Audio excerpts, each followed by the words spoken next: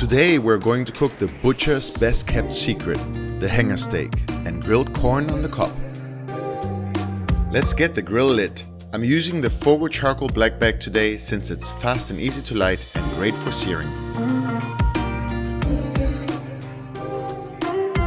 My secret for grilling perfect corn on the cob is to let it soak in water for 10 to 15 minutes before you grill it. That will help to steam and cook the corn before the leaves burn off and give us that nice char that we want. Be careful when you burn the leaves. You just want a little bit of char and not completely burn all the corn. You can usually hear a popping sound when it's done.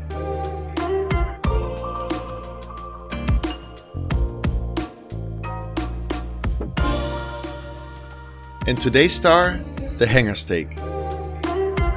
I want to be able to taste this incredible meat, so I'm just seasoning it with salt and then grilling the steaks for about 30 seconds on each of the 4 sides until perfectly medium rare.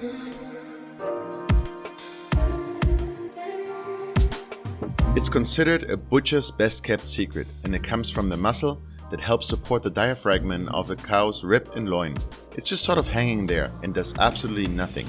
As a result, it's one of the most tender steaks. The hanger steak is very exclusive. It's even rarer than tenderloin and frankly, much more interesting. There's only one hanger steak per animal in a 1,200 pound animal that yields around 800 pounds of beef. It only has one hanger steak that's about 16 to 32 ounces. This one comes from meatandbone.com and has been aged for 45 days.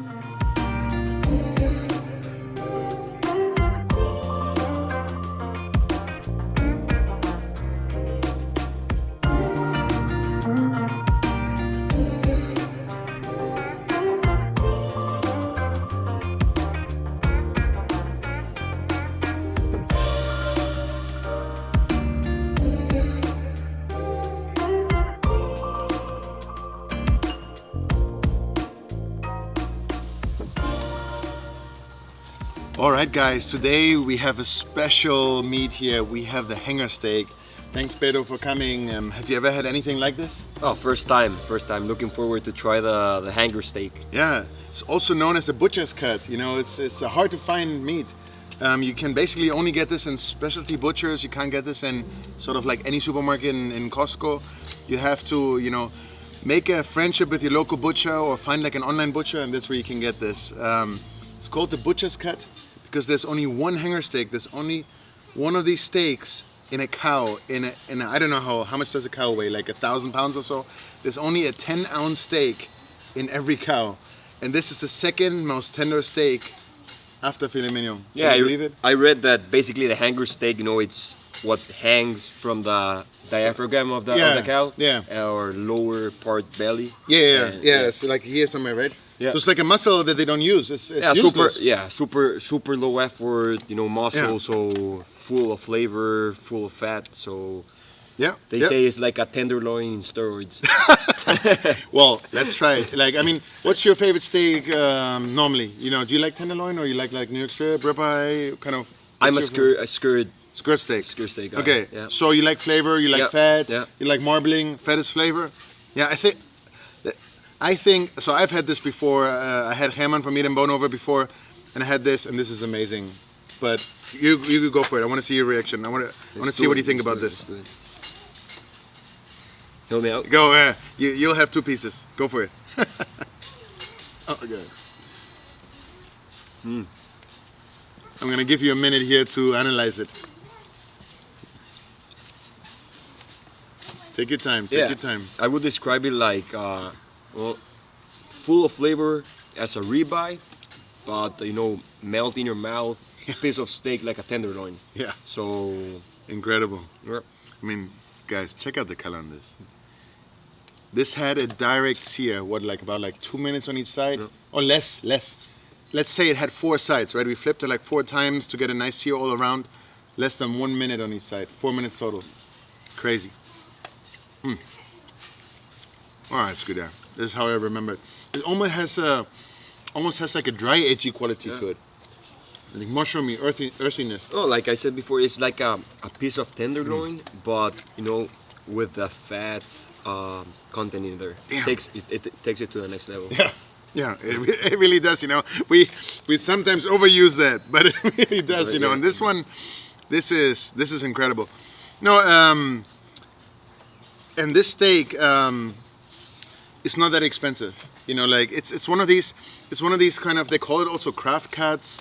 Just a little unknown cuts. You know, nowadays butchery, meat shopping, you know, everything has become big supermarket, Costco, you know, we have Publix here in South Florida, 1,000 chain supermarket, you know, everything is super commercial, super industrialized, super big.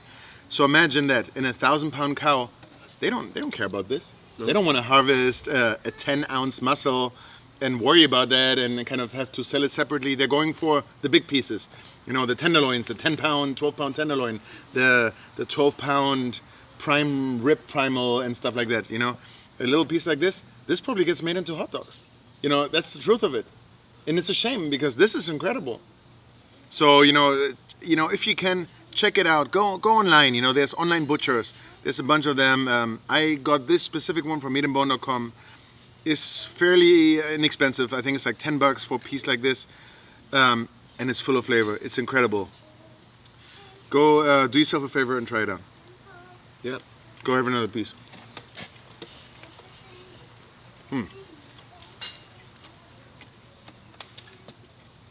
Oh yeah, I love it.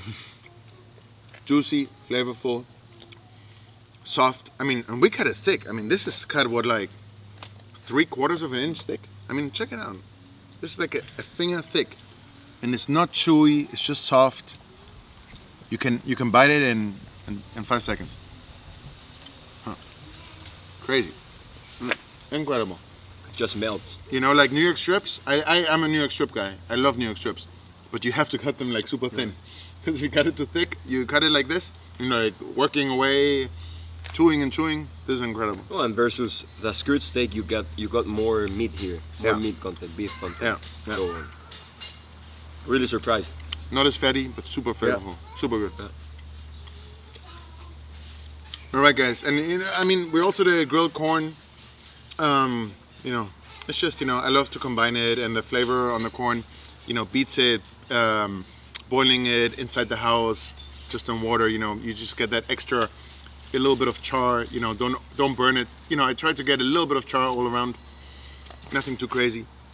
It just takes it over the edge, and you know, just put a little bit of salt, and that's it. Super easy.